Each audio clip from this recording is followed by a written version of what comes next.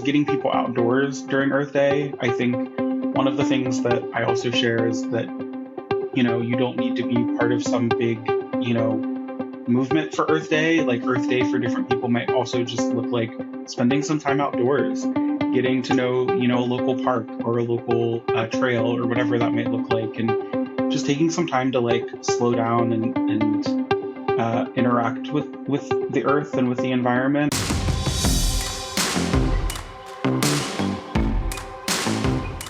What do you do when you come out as LGBTQ and love the outdoors? What do you do when you see outdoor spaces ruled by older white cis men and desire a diverse community of outdoor lovers? Accept it, change it, create it. I am Justin Yoder, and this is LGBTQ Outdoors. Hey everyone, I am Justin Yoder. And I'm Patrick Thompson. And this is the LGBTQ Outdoors podcast. We are grateful that you are joining us today for another great episode, kind of focused around Earth Day. Yes, so excited about that. And we have an amazing guest that we're going to get to in a little bit. But we have a couple updates, news that we want to go over before we dive in. I'm going to touch, which one do you want to take? I'll do LGBTQ Outdoor Fest. Okay. Go for it. Okay, so I'm going to go ahead and talk about You're going to go ahead and talk about it. About LGBTQ Outdoor Fest. In very, very short terms, you go back and listen to our podcast and you'll find out all about it because we talk about it nonstop. But it's worth talking about. So awesome. Though. Yeah, totally worth it. Essentially, we bring people together from across the country. Last year, literally from around the world. We had a guest from Norway come.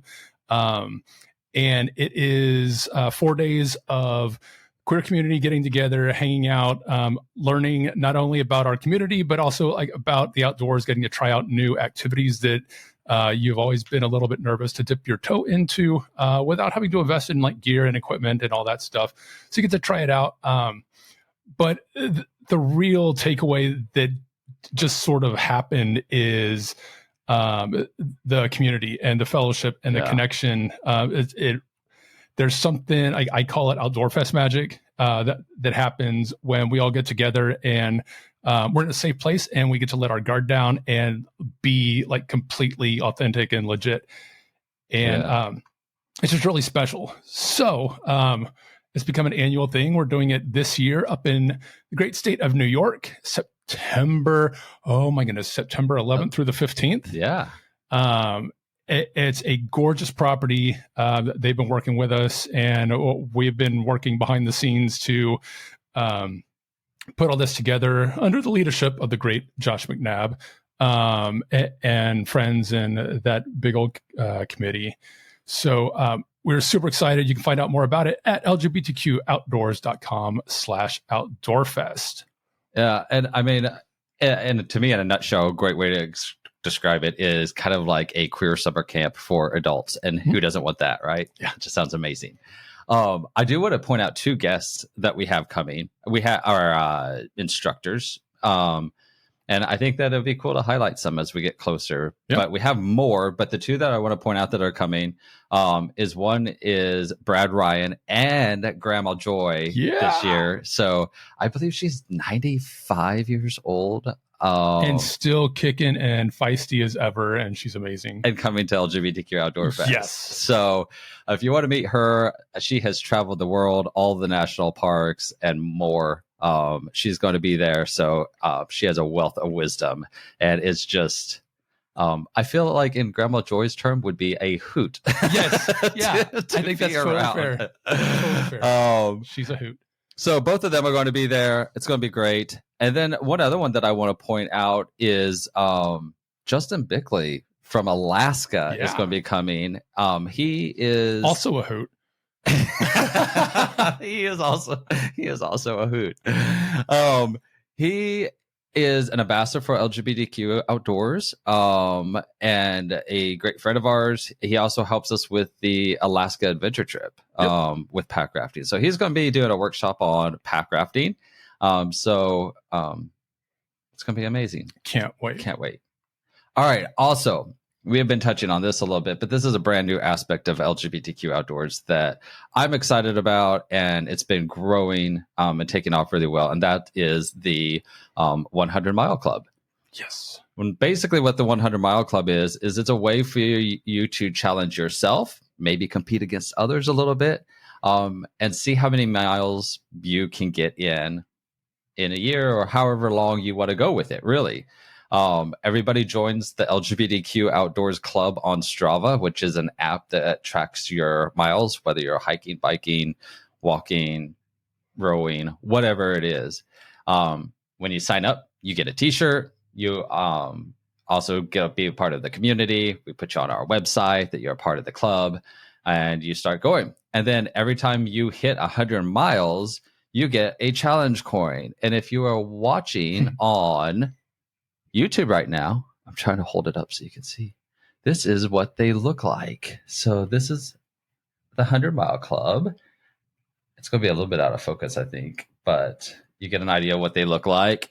And then the 200 mile one. And so far, and they go all the way up to 1,000 miles. Really? Oh, yeah. Wow. And so it goes through all the progressive flag colors. Each one is a different progressive flag color. There's 10 of them. And the last one is the black 1,000 mile one. So it's a fun new thing that we're doing. So you can head over to the website, get all the details, sign up, and be a part of that as well. Awesome. Yeah.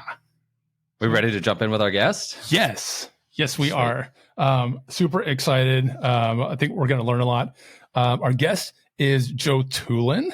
Joe is Justicia y Equidad Fund Director at Green Latinos. Since 2022, his team has awarded $23 million to frontline environmental justice communities, organizations, and leaders to achieve a more just future. He earned his bachelor's degree in geographical sciences with a concentration in environment systems and natural resource management from the University of Maryland, College Park, and an executive certificate in nonprofit management from Georgetown University. Joe is the chair of Annapolis Pride, the co-chair of Indigenous Inclusion Workshop for the State of Maryland Commission for LGBTQIA+ Affairs, where he served as the first chair from 2021 to 2023. He is a vice president of the board of Defensores de la Cuenca, which is the Watershed Defenders, and served on the board of Adoptees with Guatemalan Roots and Out for Sustainability. Joe is also a senior fellow with the Environmental Leadership Program. Joe, welcome to the show. Yeah, thanks for having me. Glad to be here. Absolutely. I was stalking you a little bit on Instagram and kind of like doing some research, and I clicked on your link tree.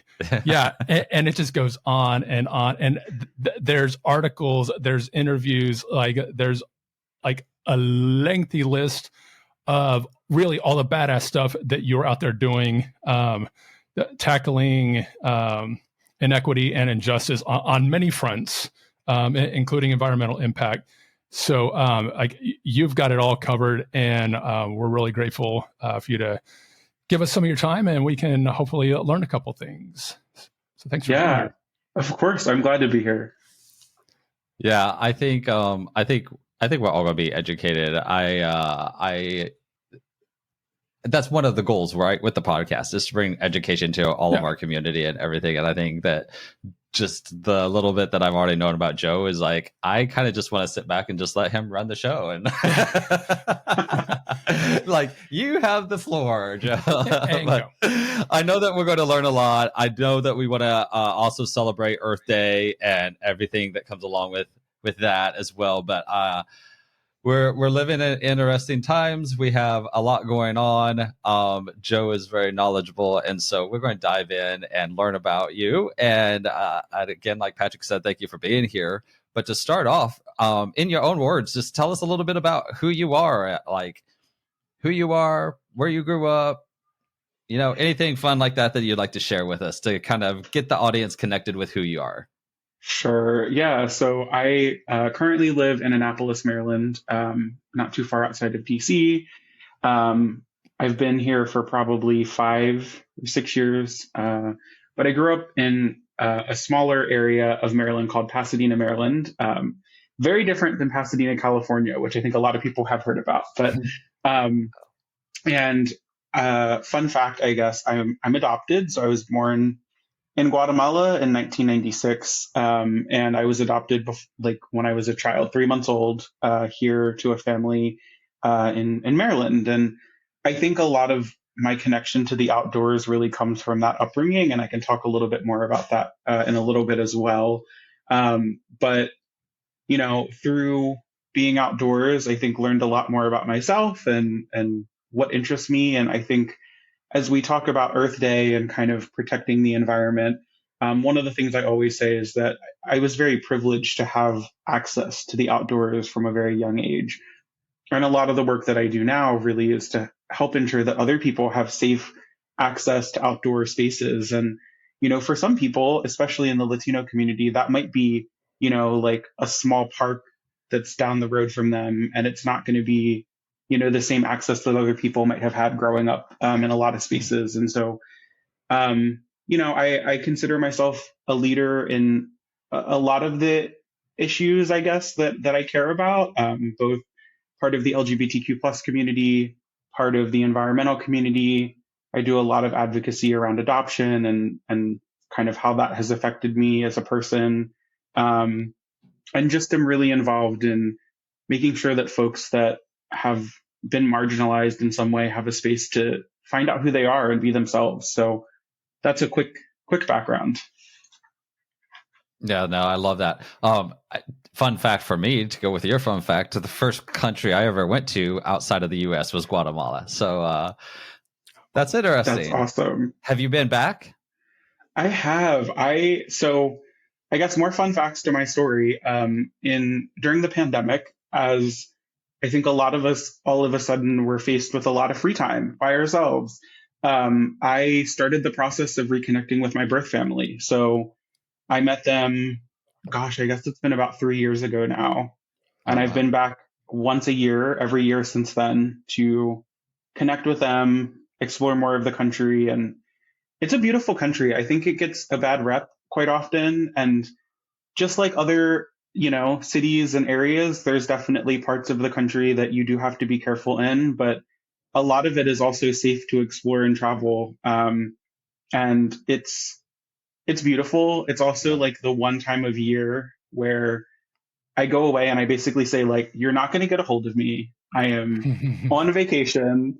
And so I feel like it's sort of like my happy place now. It's gorgeous. Nice. Yeah, it really is. I mean, it's been a few years since I've been there. I was 16 back in 1998 when I went. But one of the places that I really remember is Antigua up in the mountains. Mm-hmm. And it was just absolutely stunning and amazing place to visit. So I love that fact about you. I'm curious, like, because you said that you are adopted, a little bit more of your story with that and coming out, because a lot of people, obviously in the LGBTQ community often aren't accepted by their biological parents. I'm curious to what your story was like on that. Yeah, that's an interesting story. And so it's definitely been a journey. I grew up in a Catholic family here. And so, honestly, I heard from a very young age that, like, being gay was bad. It was not, accepted in the community that I grew up in. It was not, frankly, like something that was talked well about, even in the house that I grew up in. And so that journey was hard. I didn't come out until I was in college. So, I would say that's a little bit late for people my age. Like, I think a lot of people my age came out in like high school or middle school even, and were like pretty open. There was definitely a few people in high school that were out, and I was not at the time. And when I did come out, it definitely caused a little bit of a strain on my relationship with my adopted family here. I feel like they've learned some, and in some ways have come around, but I know that it's something that still, I think, is hard for them to understand. And so there's a little bit of a rift there. But like, you work through it slowly and hopefully things get better. It's really interesting though, because my birth family, when I met them, there was this moment of like, oh, do I tell them or not? Because Guatemala obviously is a very different country. Um, Definitely a lot more conservative, maybe, than like here. And when I met my birth mom, one of the first things that was in like a letter, basically, because they sent a letter, was that she was evangelical. And I was like, oh no, like, Mhm. is this going to be okay? And so my first meeting with my birth family was actually on Zoom. And there was a translator there, and my Spanish is better now, but I'm still practicing. It's a whole thing. But I remember at the end of the call, I was basically like, I have to tell her that I'm like gay because it is part of my identity.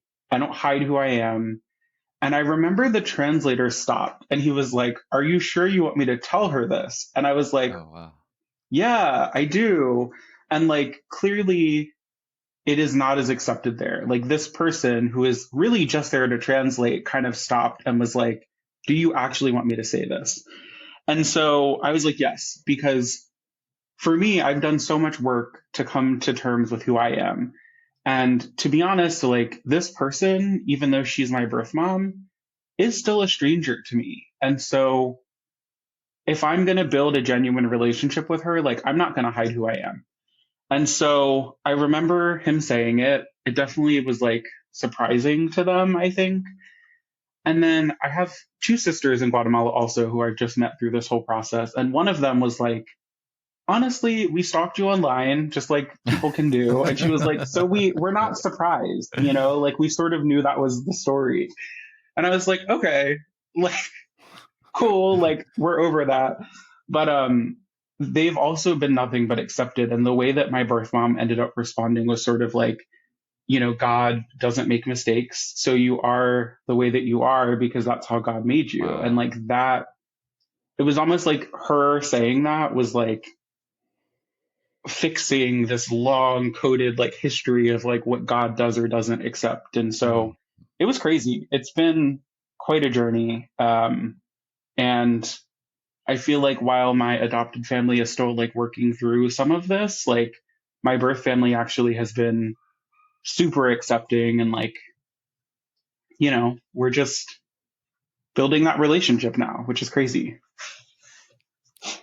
So cool. I just think that it's incredible. I mean, the how easily it could have been to be not tell them, especially the first time that you had that meeting with them on Zoom. Like it could have been like, I want to try to build a relationship with them first and like get that connection going, but you laid it right out there from the beginning. So I think that that's incredible. And I'm glad that your journey is, you know, it might not be the easiest or the most smooth that you want, but it seems like it's progressing in good ways. And so very happy for you with that. When it comes to the outdoor side of things, how did you start getting plugged into the outdoors, and what started causing your love for the outdoors and the environment?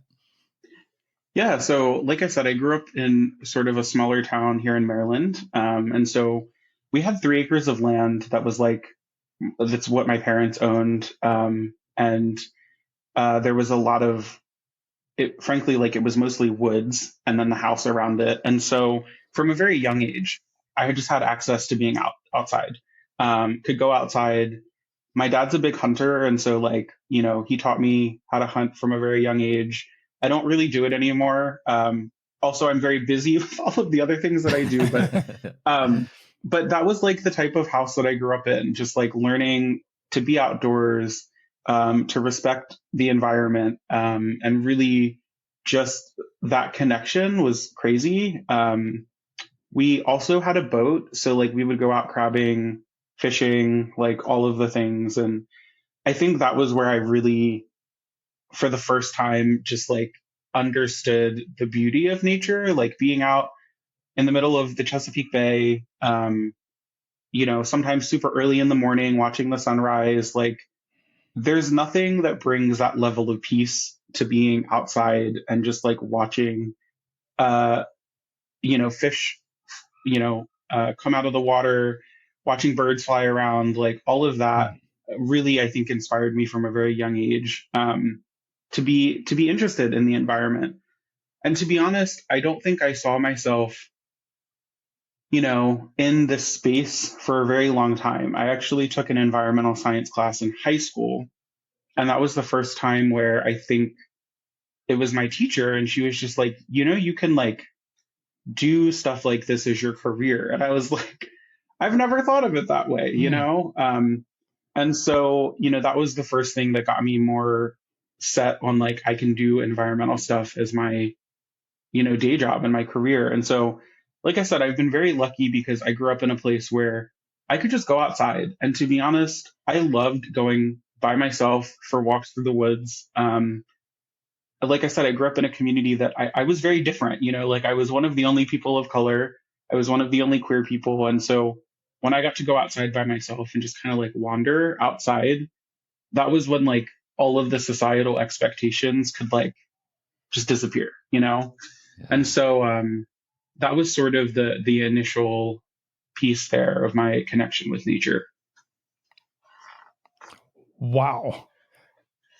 So from a high school teacher in environmental science class, have you happened to keep up with this teacher at all? Does this teacher know all the badass things that you're doing? I don't know. I really should reach out. So I was in the STEM program for high school. So our county has like a STEM magnet program. And I don't keep up with that teacher anymore. But I should try to reconnect with her. I bet she'd be pretty dang excited and proud of you, for sure.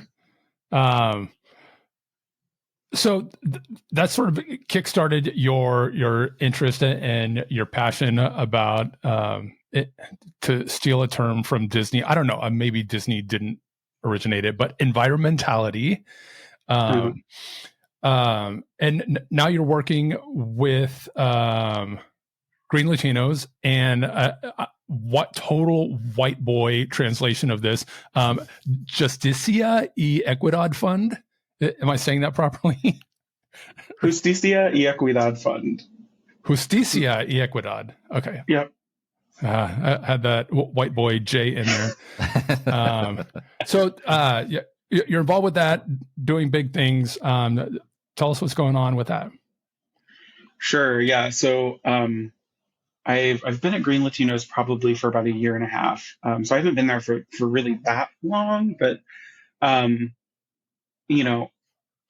would say that I started my professional career working at like quasi-governmental entities. So like almost every job that I had before Green Latinos was like its own nonprofit that was created either by like the state of Maryland or by the federal government. And so there was a lot of like, you can say these things and you can't say these things. And that is very like baked into some of the work that I was doing for a long time. And so I went to Green Latinos. It was sort of because I got to this point of saying, we need to be bolder about how we're doing some of this environmental conservation work, especially in communities that don't have the same resources that other communities have. And so Green Latinos, their mission really is to bring together Latino leaders and really create meaningful change in ways that is very different than other groups. So there's kind of three pillars of our work. One is advocacy. One is resource intermediary, and that's a lot of the work that I leading our grant making fund. And then also being a convener, so bringing together people across the country who are doing this work. And so the fund that I manage, it started a couple years ago. It actually started a year before I started at Green Latinos. And the first year it was really small. It was about $100,000 that was dedicated for, frankly, like general operating support for small nonprofit organizations serving frontline Latino communities. And when I came on board at Green Latinos, we were awarded a really large $25 million federal fund to re-grant funding out the door. And so obviously we're in a little bit of an interesting time with that right now, but we also have some other funders who have kind of come on board to help get money out the door. So we're working with groups like Bezos Earth Fund, also Ocean Kind is another ocean kind of focused nonprofit organization. We Act for Environmental Justice is another funder. And the goal of this fund really is to get money directly into the hands of Latino community-based organizations that are doing great work. A lot of the work is really centered around urban greening work. So getting trees planted in cities that are low on tree canopy. And, when we talk about the work that we're doing, I like to think of it, I don't even say like it's bipartisan, like it's nonpartisan work. You can even ask, we were working with some mayors even in like Republican districts, and they can say things like, if I'm walking in my city and it's 15 degrees hotter in one area because there's no trees, like that's a problem. And the goal is really to increase the tree canopy, make it cooler for people, doing community gardens, doing workforce development to train people how to take care of trees, maintenance, all of those things. And so, we've been really lucky that we've been able to get so much money right back out the door to our community-based organizations and the groups that we're working with. And we're kind of funding all across the country. We have some, I would say, like target zones that we're funding in. So like California, we have a lot of projects. We have a lot of projects in and around Illinois, New Mexico, Arizona, and actually Puerto Rico. That one's kind of a cool place to fund. And one of the projects actually that we're working on, their goal is actually to replant a lot of trees that were lost during Hurricane Maria, which happened a couple years ago. I think a lot of people remember that. And there's been no support really to replant a lot of the trees that were lost there. So it kind of spreads across the country in all kinds of different communities, and it's really, really cool work. And so it's been really great to sort of be on the other side. I have to say, the one thing that's really cool is most of my coworkers, they join Green Latinos because they're from communities that have been directly affected by environmental injustice. And so I feel like I've come into it from a little bit of a different perspective, actually. But it's really cool. That's really amazing to hear everything that you guys are doing. I would assume that you probably are doing a lot with Earth Day, but for you guys, it's like Earth Day every day of the year. It is, but I can say this weekend in particular, we have like it's called a Building Each Other Up chat that we send stuff in. And like all weekend, my coworkers are out doing events, sending pictures and videos and all of the things. And so it is cool to see that. I love that.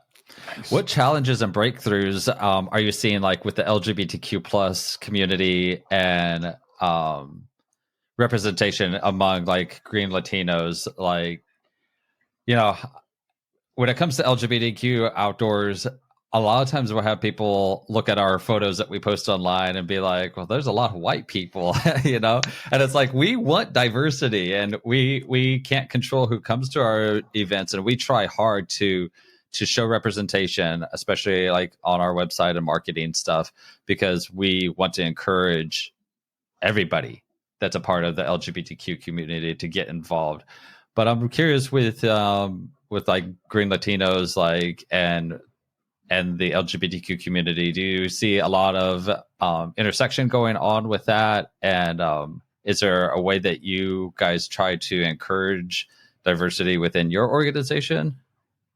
Yeah, it's definitely a challenge, I would say, in the larger Latino community, and probably like not surprising is that, because frankly, like a lot of us are raised in very conservative households, I think there's still some barriers in general to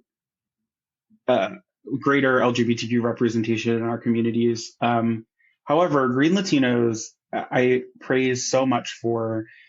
There's somebody who I knew from a couple of years ago who was working there, who's non-binary, and who has just grown so much at Green Latinos. And so when I was thinking about joining Green Latinos, like I already knew there was at least one queer person on staff that had been there for years that really enjoyed the work. And when I joined Green Latinos, I found out that there were more queer people on staff at Green Latinos. We encourage not just our staff, but all of our members to, for example, like include their pronouns on Zoom when we're meeting online.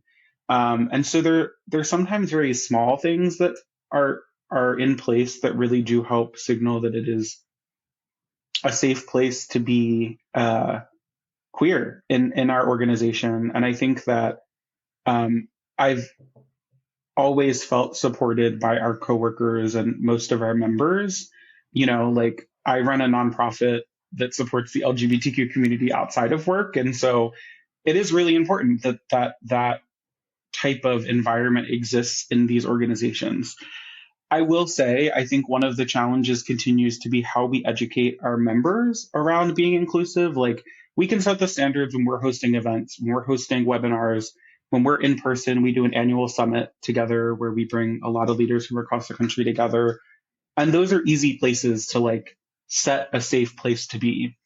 I think it becomes harder when we're trying to also teach our members how to be more inclusive in the work that they're doing and maybe the policies that they have in place. And so, you know, that becomes a challenge. I think when you talk about issues in the Latino community also, I think there's a lot of anti-Blackness that exists in the community. I feel like, unfortunately, with where we're at as a country, like if we're not fighting together, like we're all going to lose. And so I think there's a lot of other issues that sort of intersect LGBTQ identity and, you know, racism and all of these things that, you know, we are really struggling on like, how do you have these conversations with people in a meaningful way? But we've done a lot of work to really make our spaces as inclusive as possible. And like, it's such a hard thing to do. It you know, we can have, you know, diverse attendees, like, you know, all over our website, and say that like anybody can say, you know, yeah, you're welcome. But I think there's just this natural skepticism, you know, but am I really welcome? You know, and I think it takes, for those of us who are like screaming for inclusion, what we have to be like full throttle, like on the gas, full steam ahead inclusion, and, you know, make no apologies for it. And, you know, it is a challenge for sure, to get that message to the right people, and present the message in such a way to where like it's believable, because inclusivity is a harder message for like two white cisgendered guys on a podcast to be like, you know, preaching, you know, and so we do have diverse voices, you know, gender, you know, racial background, historical background, like whatever ability, you know, getting those voices out there is a big deal and important. We're going to take a quick little break, so that we can give a little shout out to our sponsors, but we will be right back. If you're looking for high quality tents, sleeping bags, or backpacks at a price you can afford, well, look no further. We're proud to partner with Sierra Designs, a leading provider of innovative outdoor gear. Outside of offering high quality premier outdoor apparel and gear, Sierra Designs supports game-changing organizations like LGBT Outdoors.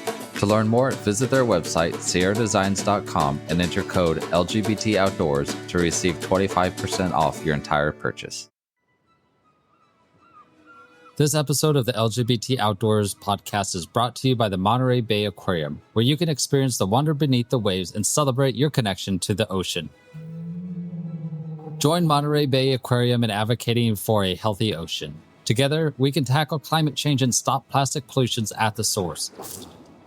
Sign up for the Ocean Action email to learn how you can protect the oceans that connect us all at montereybayaquarium.org/act.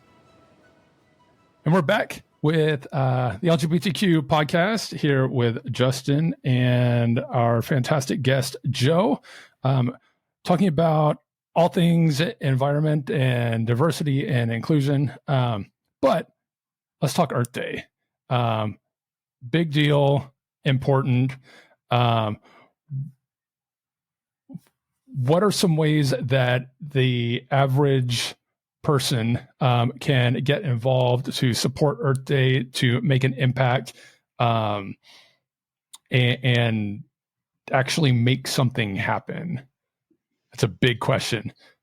It is. I think there's a variety of ways that folks can be involved with Earth Day. I would say get to know some local nonprofits. I know so many groups in the area that are doing different types of like Earth Day cleanups or Earth Day events, just getting people outdoors during Earth Day. I think one of the things that I also share is that, you don't need to be part of some big, movement for Earth Day. Like Earth Day for different people might also just look like spending some time outdoors, getting to know, a local park or a local trail or whatever that might look like. And just taking some time to like slow down and interact with the earth and with the environment. I think I've had this thought quite a bit that we as like people, especially here in the United States, are just so focused on work and getting things done and like all of these other things that sometimes we forget to like slow down and actually like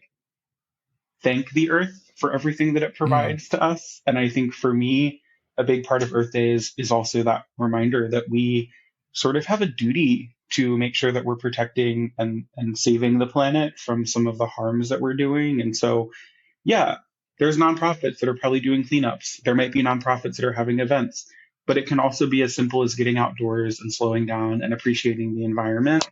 I think it's great that it's in the spring also because, it's stuff is blooming for the first time, like it's really an interesting time. I am on my apartment. I'm on the third floor. And so there's some big trees out here. And I think every day I wake up and I'm like, oh, there's a little bit more foliage on the tree leaves, and just appreciating seeing as things shift throughout the year. And so I think those are the biggest things. I think if you can't get outdoors and you don't want to go do a cleanup, because going out and getting dirty and doing cleanups is not for everybody. Sure. There's always nonprofits that you can donate to or, provide maybe monetary compensation to. And so I think those are the easiest ways for people to really get involved. There's so many groups across the country that are doing really important work that really need support now. I mean, I think, especially given what's happening at the federal level, like there are a lot of organizations that are not going to have as much support as they've had in the past. And so I think now is a great time to see how you can get involved and support different organizations as well. Yeah, absolutely. I like how you mentioned that just going out and being in the outdoors is a valid way to celebrate Earth Day, especially. I like the poetry of the spring, and you get to see like how resilient and powerful nature and the outdoors can be, like literally coming back to life after a dead winter. And I think that there's like a really strong kind of magic vibe there. It's really neat. Yeah, for sure. I also like just from our being involved with the LGBTQ Outdoors in our position, and we see all these chapters that we have around the U.S. and hearing about just, we talk about the weather and what's going on in these different areas, and it can be casual talk, but at the same time, it's just cool to think about how the earth works, even just right here in the United States. Because like this week I had a meeting with Cherie, our ambassador program manager, who's in New Hampshire. And I was talking about how I needed to get out and mow the yard. And she's like, it's dumping 3 inches of snow on us right now. And it's just like, like if we didn't have people that we knew all around the country, like a lot of times we wouldn't even be thinking about that. We'd be just like, oh, it's time to start mowing the yard again. And wildflowers are starting to come up and all that kind of stuff. But like in other parts of the country, and Colorado just got snow yesterday. And so while on the recording, which we don't release the same day, but it's just amazing to see how the world works. Also, climate change is a huge thing that is coming into play that we need to be thinking about, I think, when it comes around Earth Day and what we can do as far as like the environment on recycling and litter cleanup. And it's amazing because we've done events where we've gone to parks right around the Dallas-Fort Worth area and done cleanups and had trash bag after trash bag after trash bag that was full. And it's like, what is going on that people just feel like they can come out here on a hike and just toss a plastic bottle into the woods or whatever? It's just mind-blowing. And I love what Leave No Trace is doing. And if people don't know about Leave No Trace, look it up, get involved with them too. Because we need to be taking care of the earth a lot better than we are. Yeah. And the sad tragedy behind that is, like, these people are out hiking. You're going to assume that they have some sort of appreciation for the outdoors. And yet there they are, just like, throwing their beer cans and, styrofoam coolers, and just, I'm like, why? Like, it's so frustrating. It's really hard. It's something that I think a lot about. I think, especially when it comes from like working in underserved communities too, like there are some people that they don't think about that at all in some of the work that happens. And one of the projects that I spent some time on, this was probably like 4 or 5 years ago now, was around illegal dumping here in Maryland. And there was some specific communities where you just had like, 20, 30, 40 tires that would just randomly get dumped in different places. And, in some people's mind, it's just easy they just want to get rid of it, like, I want to get rid of it. They're not thinking about the effects that it has in other spaces. And so, some of it is very just depends on the mindset at the time. I did a bunch of work around behavior change in particular. And like that topic as a whole really affects like how people act in the environment and the way that, there's access to different things. And so like, if there's not a trash can, people are less likely to get rid of stuff. And you're not going to have trash cans out in every single place where, people are trying to recreate outdoors. So it's interesting. I don't know if there's a solution, but it's an interesting conversation for sure. Yeah. I don't know what the solution is either. Or like you said, if there is one.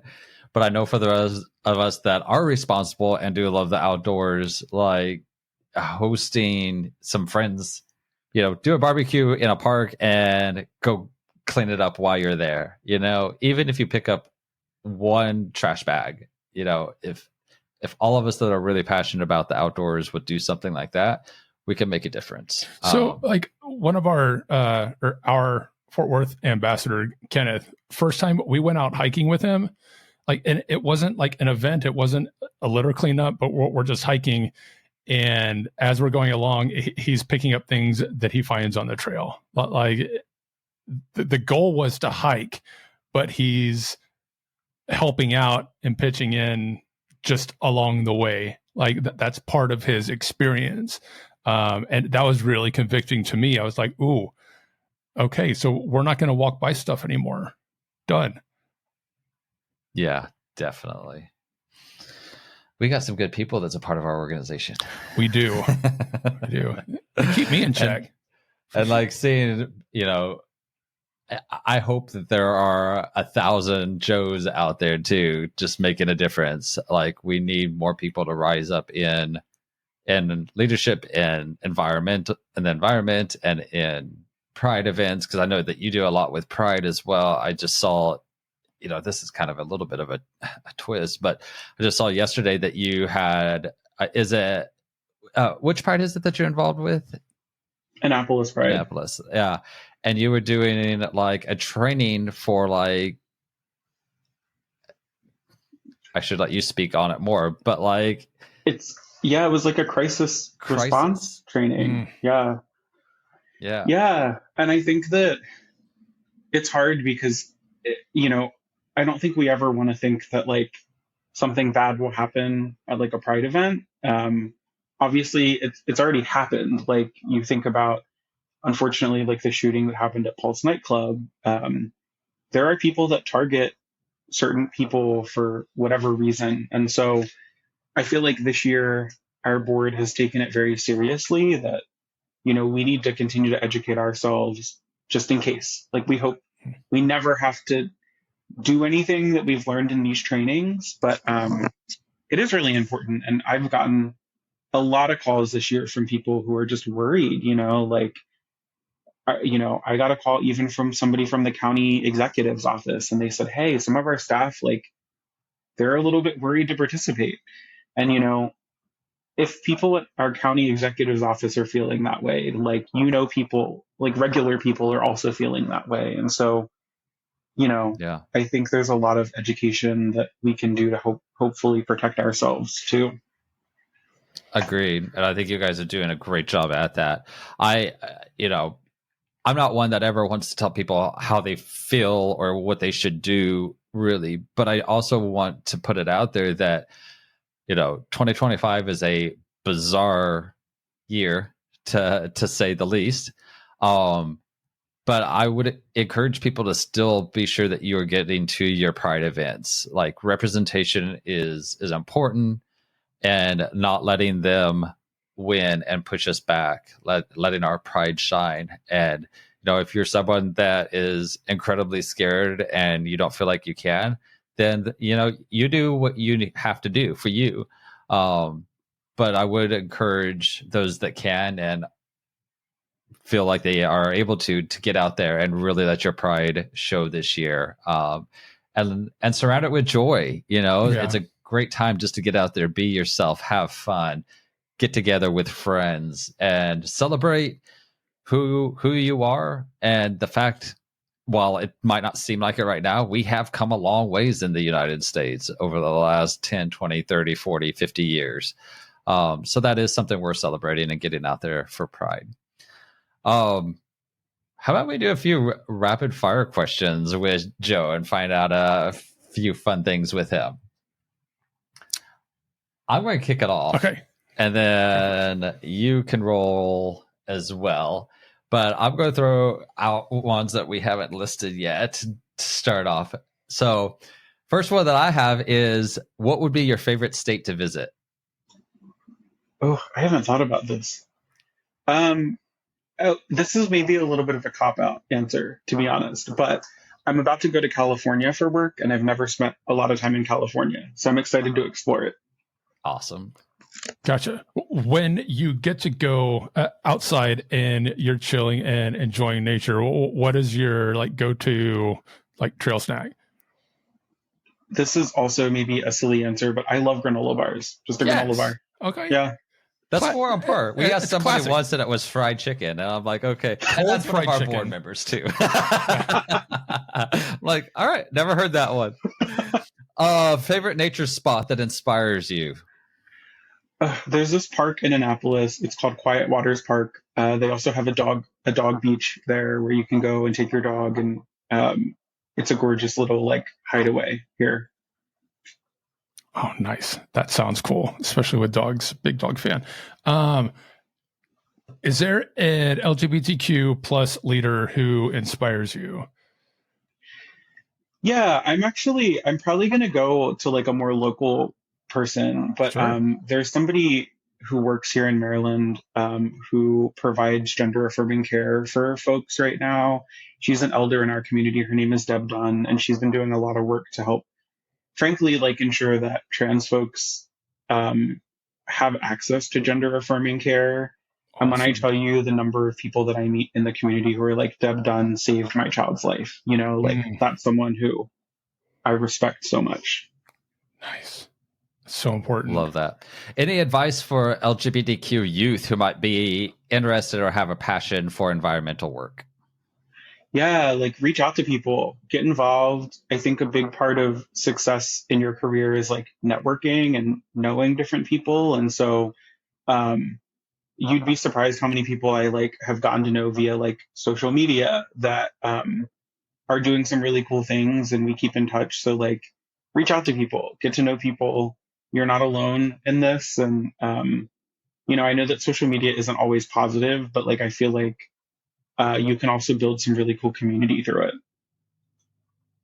Definitely. Oh, absolutely.